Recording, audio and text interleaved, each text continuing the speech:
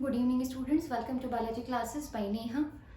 तो अभी एग्ज़ाम है इंडस्ट्रियल बायोटेक का, तो मैंने सोचा कि ये वीडियो बनाऊं। लॉन्ग क्वेश्चन के लिए बहुत इंपॉर्टेंट टॉपिक है और आप लोग इसे देखिए और इसे लॉन्ग क्वेश्चन को समझने की कोशिश करिए। बहुत इजीली समझ में आएगा और अगर यही पॉइंट्स आप लिखाएंगे तो अच्छे मार्क्स आप ला सकते हैं और फिर नोट्स को मेरे फॉलो करिएगा तो आपको पूरा टॉपिक इजीली क्लियर हो जाएगा। तो आज मैं पढ़ा रही हूँ large scale production of citric acid. तो आइए देखें क्या है इसमें। तो देखिए, large scale production of citric acid में क्या है, माइक्रोबियल फर्मेंटेशन होता है। इसमें माइक्रोबियल फर्मेंटेशन के थ्रू लार्ज स्केल प्रोडक्शन होता है सिट्रिक एसिड का। तो इसमें फंगस यूज होता है एस्परजिलस नाइगर और इसमें सबस्ट्रेट की तरह यूज होता है शुगर्स ऑफ मोलेसिस, यानी शुगर्स ऑफ मोलेसिस का फर्मेंटेशन किया जाता है with the help of Aspergillus Niger fungus, जो कि शुगर्स ऑफ मोलेसिस ये कार्बन सोर्स प्रोवाइड करते हैं फंगस को for the production of citric acid. Fermentation की बात करें तो फंगस जो ग्रो करती है वो लिक्विड मीडियम में अंडर कंट्रोल कंडीशन, जिसमें कि पीएच, टेम्परेचर और एरेशन कंट्रोल कंडीशन में होता है फर्मेंटर में। प्रोडक्शन में देखिए सिट्रिक एसिड प्रोड्यूस किया जाता है और प्रोड्यूस होता है as a by product of fungus metabolism. Yield की बात करें, देखिए फर्मेंटेशन होता है इसमें सबमर्ज्ड फर्मेंटेशन सबसे ज्यादा यूज किया जाता है। तो सबमर्ज्ड फर्मेंटेशन में कॉमन टेक्निक्स यूज होती हैं जिससे कि ज्यादा यील्ड मिले, ज्यादा मात्रा में हमें प्रोडक्शन होता है और लोअर कॉस्ट आती है। प्रोडक्शन ज्यादा, कॉस्ट कम, किसमें, सबमर्ज्ड फर्मेंटेशन में। फिर आइए बात करते हैं सेकेंड, रिकवरी एंड रिफाइनमेंट। ये था माइक्रोबियल फर्मेंटेशन, अब है रिकवरी एंड रिफाइनमेंट।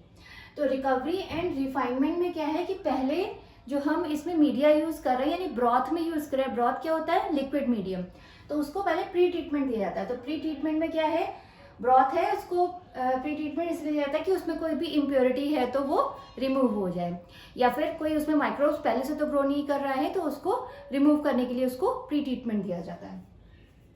फिर सिट्रिक एसिड प्रेसिपिटेशन के लिए इसमें कैल्शियम हाइड्रोक्साइड ऐड करते हैं जिससे कि कैल्शियम सिट्रेट प्रेसिपिटेट हो जाता है और जो कि बाद में वॉश कर दिया जाता है।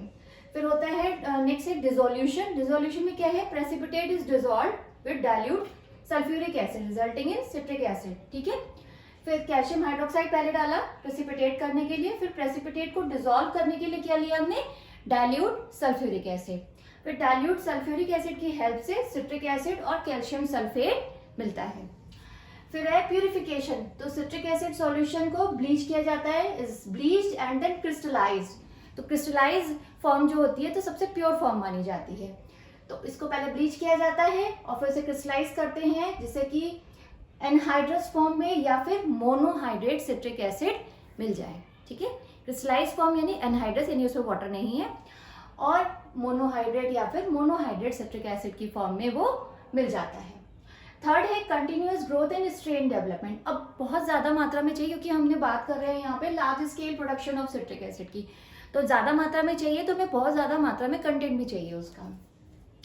तो इसलिए फेड बैच फर्मेंटेशन यूज किया जाता है। फेड बैच में क्या है, it is use to reduce substrate inhibition, यानी कि सबस्ट्रेट उसमें बराबर मात्रा में दिया जाता है और प्रोलॉन्ग्ड प्रोडक्शन फेज रहेगा, यानी कि प्रोडक्शन लंबा चलेगा।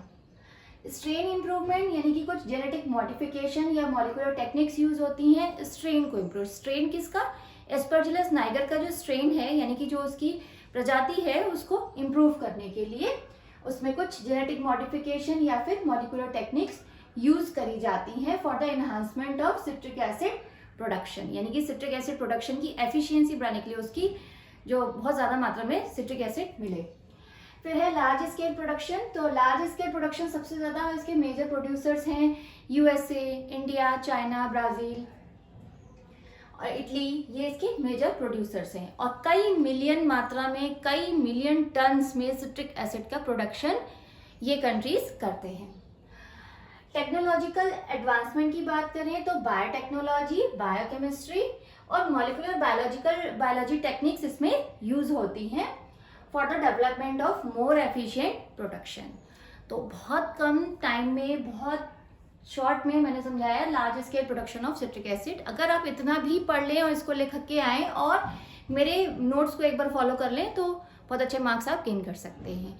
और भी आज ही मैं कुछ अपनी और भी शॉर्ट्स या वीडियो की फॉर्म में अभी बनाऊंगी जिससे आपका पूरा रिवीजन मैं करा सकूं।